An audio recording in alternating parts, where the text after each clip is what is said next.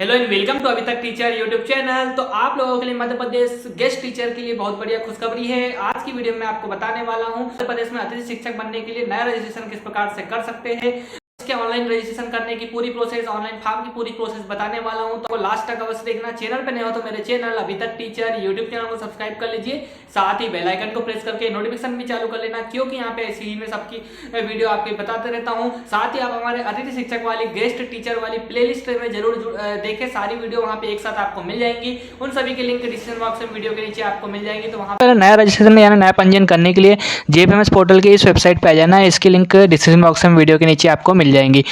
नया पंजीयन करने के लिए यहाँ पे न्यू रजिस्ट्रेशन वाला एक ऑप्शन दिखाई देगा। न्यू रजिस्ट्रेशन इंग्लिश में या फिर नया पंजीयन लिखा हुआ रहता है। लॉगिन करने के लिए यहाँ क्लिक करना है। तो नया पंजीयन पे आप क्लिक करेंगे तो अगला पेज खुलेगा। जैसे क्लिक करेंगे अगला पेज इस प्रकार से आ जाता है। जैसे कि आप देख सकते हो, नया पंजीयन हेतु दिशा निर्देश यहाँ लिखे हुए हैं, आप पढ़ सकते हैं। तो यहाँ पे किसी मोबाइल से आपका रजिस्ट्रेशन पहले हो चुका है तो आप उस मोबाइल से दोबारा रजिस्ट्रेशन नहीं कर सकते हैं। एक ही मोबाइल नंबर से एक ही होगा।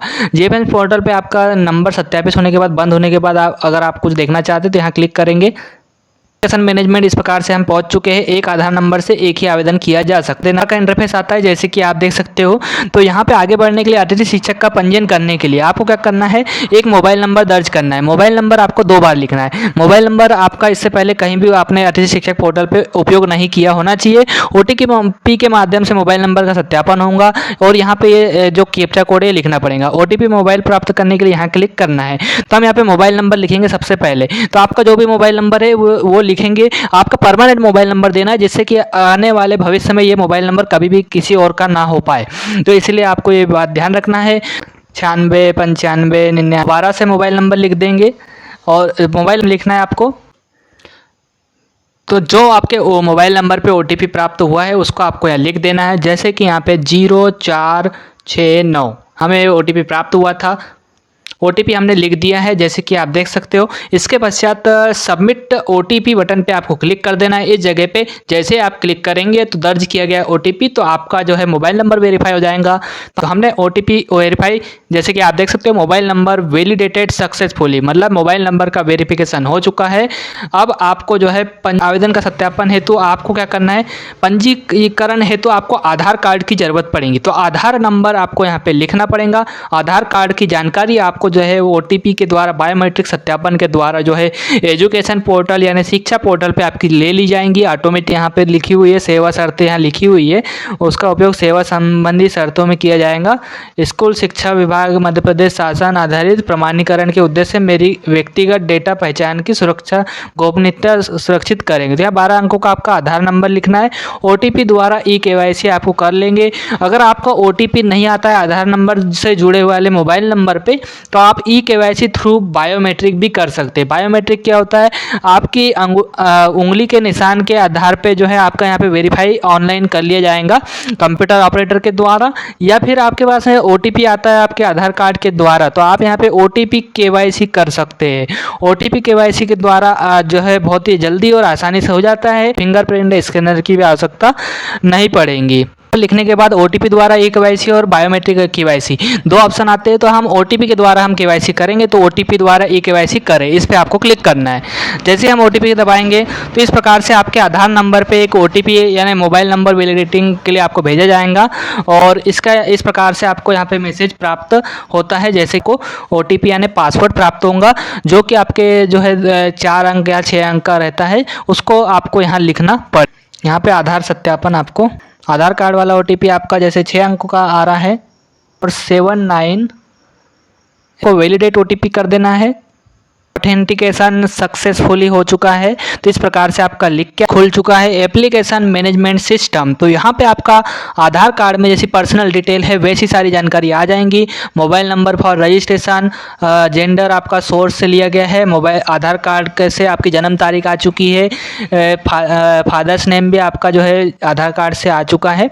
मदर्स नेम आपको यहाँ पे लिख देना है। तो आपकी जो मार्कशीट नेम, ये सब कुछ यहाँ पे बाकी चीज़ आ चुकी है। मदर्स नेम आपको लिखना है। इसके बाद बाद यहाँ पे मैरिटल स्टेटस, शादी हुई या नहीं वो सिलेक्ट करेंगे।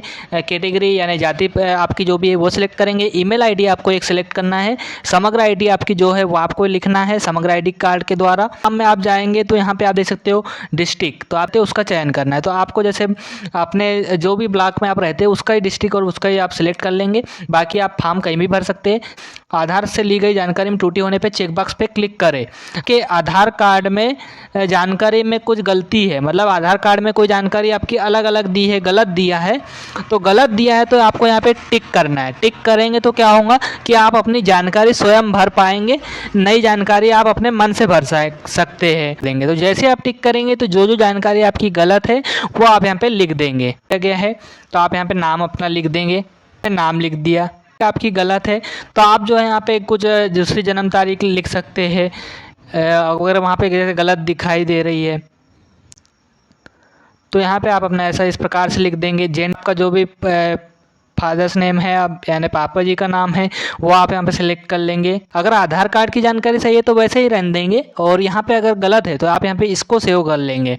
मैरिटल स्टेटस, तो यहाँ शादी हुई या नहीं वो आप सिलेक्ट करेंगे। मैरिटल स्टेटस में आप यहाँ पे मैरिड अनमेरिड सिलेक्ट करेंगे, तो जैसे शादी नहीं हुई तो अनमेरिड में ही रहने देंगे। कैटेगरी आपकी सिलेक्ट कर लेना है। तो अनुसूचित जाति, जनरल, ओबीसी, यहाँ पे 4 ऑप्शन आ रहे हैं तो चारों में से कोई भी एक सिलेक्ट करेंगे। तो जैसे एससी है तो एससी सिलेक्ट कर लेंगे। ईमेल आईडी आपकी को ऐसी लिखना है जो कि आपकी कभी भी गलत ना हो, और ये आपको लिखना है आपका जो भी डिस्ट्रिक्ट है, जिला है, आप वो सिलेक्ट कर लेंगे। जिला सिलेक्ट कर लिया, फिर ब्लॉक आपका जो भी है वो आप सिलेक्ट कर लेंगे। पिन कोड आपको लिख देना है, आपका जो भी सही पिन कोड है वो आप यहाँ लिख देंगे। कौन से ज़िले में आप शामिल होना चाहते हैं तो वो आपको यहाँ पे सिलेक्ट कर लेना है। जैसे राजगढ़ ज़िले के निवासी तो राजगढ़ में ही सिलेक्ट करेंगे, और इसके बाद आपका जो है राजगढ़ के दूसरे ब्लॉक में रहते तो राजगढ़ के हम वो सिलेक्ट कर लिए। जैसे कि आप देख सकते हो पिन कोड आपका पहले से ऑलरेडी आ जाएगा। और आधार कार्ड की जानकारी में आपकी गलती है तो आप इस पर टिक कर सकते हैं, और नहीं है गलती तो आप इसको छोड़ सकते हैं, इसको हटा देंगे। एक बार और टिक कर देंगे तो ये हट गया। अगर गलती है तो आप यहाँ पे टिक करेंगे और ये जानकारी दोबारा से भरेंगे, और इसके बाद यहाँ पे आपको सेव करेंगे।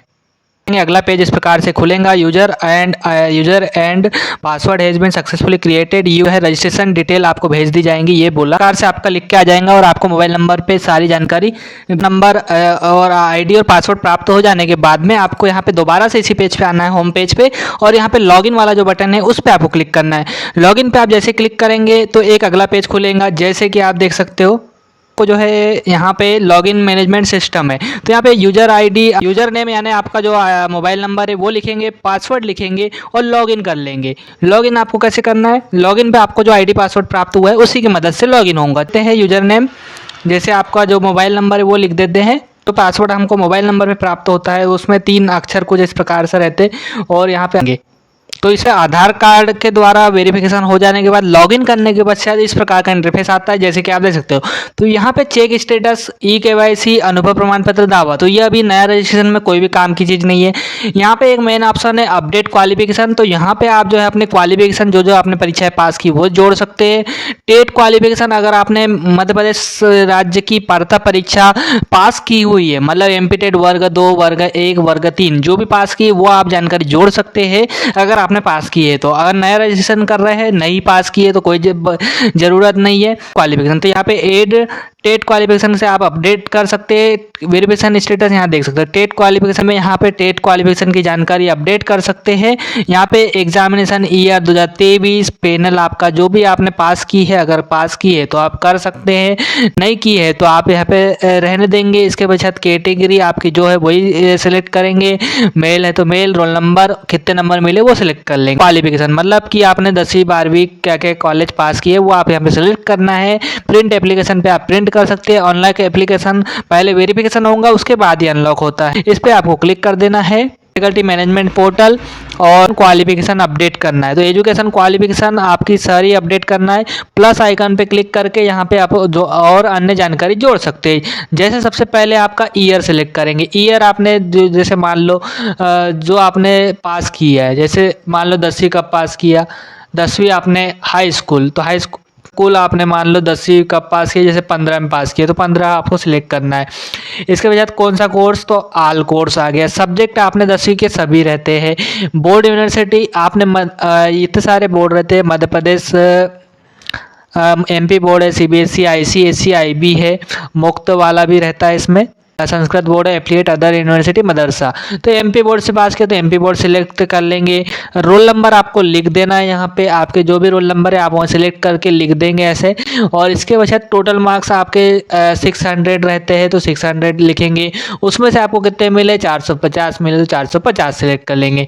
जानकारी जोड़ना है, जैसे ये 10वीं जोड़ दी है, इसके बाद 12वीं जोड़ना है तो यहाँ पे ग्रीन टिक वाले बटन पे आपको दोबारा क्लिक करना है, अपडेट इस पे आपसे आ जाएगा। तो अब इसके बाद आपने 10वीं पास करने का जोड़ दिया है। इसके बाद जैसे मान लो आपको जैसे 17-18 तो 17-15 में आपने 10वीं पास की तो 2 साल बाद आपकी 12वीं पास होते हैं। तो इसके बाद 11-12 आपका रहता है, तो 11-12 आप सिलेक्ट करेंगे। इसके बाद यहाँ पे सब्जेक्ट, तो आपने 12th किस सब्जेक्ट से पास की, तो यहाँ पे सारे ऑप्शन आ रहे हैं, एग्रीकल्चर है, आर्ट है, कॉमर्स है, बायो है। तो जो भी आपने पास किए, फिजिक्स, केमिस्ट्री, मैथ्स, जो भी आपका सब्जेक्ट रहा है। तो जैसे हमारा मान लो मैथ्स रहा तो आप फिजिक्स, केमिस्ट्री, मैथ्स वाला हमने सेलेक्ट किया। सब्जेक्ट कौन से थे, PCM, physics, chemistry, maths, higher secondary में थे तो हमने सेलेक्ट कर लिया। तो MP बोर्ड सिलेक्ट करेंगे। CBSE से था तो CBSE सिलेक्ट कर लेंगे। नंबर जैसे हमने पहले लिखा, यहाँ पे आपको टोटल मार्क्स आपके कितने थे, 500 थे तो 500 सिलेक्ट करेंगे। इसके बाद उसमें से आपके कितने नंबर आए, तो आपके जैसे मान लो 380 नंबर आए, तो आपके जितने भी नंबर आए आप वो सिलेक्ट कर लेंगे। जिस प्रकार से अब जैसे मान लो आपका कॉलेज आपने कंप्लीट हो गया है तो कॉलेज के लिए आपको दोबारा से इसी पे टिक प्लस आइकन पे क्लिक करना है, तो एक ऑप्शन और जुड़ जाएगा, मतलब एजुकेशन क्वालिफिकेशन आप जोड़ सकते हो। तो यहाँ पे आपका जैसे 17 में हमने वो पास किए क्या, 12वीं, तो 17 के बाद में आपने 3 साल बाद में आपका 17, 18, 19, 20, तो 20-21 में हमारा जो है कॉलेज कंप्लीट हुआ। तो 20-21 का कॉलेज कंप्लीट, तो आप यहाँ पे बहुत सारे ऑप्शन है। आपने क्या किया, डीएड किया है अगर 12वीं के बाद तो आप डीएड सेलेक्ट कर लेंगे। और अगर आपने ग्रेजुएशन कर लिया, जैसे ग्रेजुएट लिखा तो ग्रेजुएशन हमने सिलेक्ट किया। इसके पश्चात यहाँ पे आपने कौन सा कोर्स किया, जैसे आप गणित वाले थे तो BSc करेंगे, या फिर बीटेक भी ऑप्शन रहता है, या फिर BCA, या फिर आपने जो भी कोर्स किया है वो आप सेलेक्ट करेंगे। तो हमने जैसे BSc कर लिया तो BSc सेलेक्ट किया। इसके पश्चात आपने कौन से सब्जेक्ट से पास किया, तो आपको यहाँ पे एक बात और विशेष ध्यान रखना है कि आपके जो जो सब्जेक्ट में आपने पास किया है वो आप सारे सब्जेक्ट यहाँ पे सुन सकते हैं। जैसे कि आपका गणित है, BSc गणित है तो गणित सेलेक्ट कर लेंगे। और इसके अलावा BSc एग्रीकल्चर था तो एग्रीकल्चर सब्जेक्ट आपके सारे सुन सकते हैं। जैसे गणित हमने पहले सुना। इसके पश्चात यहाँ पे UGC approved state government university, private university, MP government की है तो आप स्टेट गवर्नमेंट भी लगा सकते हैं। इसके अलावा approved UGC approved private university तो प्राइवेट आप सेलेक्ट करेंगे, अदर स्टेट यूनिवर्सिटी और UGC AICTE अप्रूव्ड यूनिवर्सिटी तो आपकी जो भी है वो आप सेलेक्ट कर लेंगे। जैसे स्टेट गवर्नमेंट है तो आप यहाँ आपने जैसे मान लो उसके साथ में गणित के साथ में अपने केमिस्ट्री भी आप जोड़ सकते। क्लिक करने के पश्चात वही सन का आप दोबारा से सिलेक्ट करेंगे। जैसे 20-21 का हमने सिलेक्ट किया था तो 20-21, इसके बाद ग्रेजुएट, और आपका यहाँ पे सब्जेक्ट जैसे कौन सा था, BSc, और फिर सब्जेक्ट में यहाँ पे आपका रसायन शास्त्र, तो रसायन भी हम सिलेक्ट कर सकते हैं। और स्टेट गवर्नमेंट यूनिवर्सिटी, ऊपर जो बाकी जानकारी लिखी वो सब लिख देंगे। तो यहाँ अपडेट माई एजुकेशन क्वालिफिकेशन पे क्लिक करके आप आपकी जो हम यहाँ पे क्या करेंगे, finally update my education qualification detail पे करेंगे। तो यहाँ पे अपडेट हो चुकी है। Now lock your profile, print out निकाल लेंगे, प्रिंट एप्लीकेशन पे क्लिक। तो आवेदन का प्रिंट आउट इस प्रकार से अतिथि शिक्षक का विवरण आपको दिखाई देगा, क्वालिफिकेशन की जानकारी सारी दिखाई देंगी। और इसके बाद यहाँ नीचे साइड निर्देश लिखे हुए EKYC के बाद में यहाँ पे आपको संकुल प्राचार्य से वेरिफिकेशन करवाना है। वेरिफिकेशन हो जाने के बाद में आपका जो है स्कोर कार्ड इस प्रकार से जनरेट हो जाता है, जैसे कि आप देख सकते हो यहाँ पे आपकी क्वालिफिकेशन और अतिथि शिक्षक प्रबंधन प्रणाली, नीचे स्कोर कार्ड दिया हुआ है। टोटल मार्क्स आपके % और BEd के 100 नंबर के अनुसार बना हुआ है। और ज़्यादा जानकारी के लिए अभी तक टीचर चैनल को सब्सक्राइब कर लीजिए। कुछ प्रश्न मन में हो तो कमेंट में ज़रूर पूछें।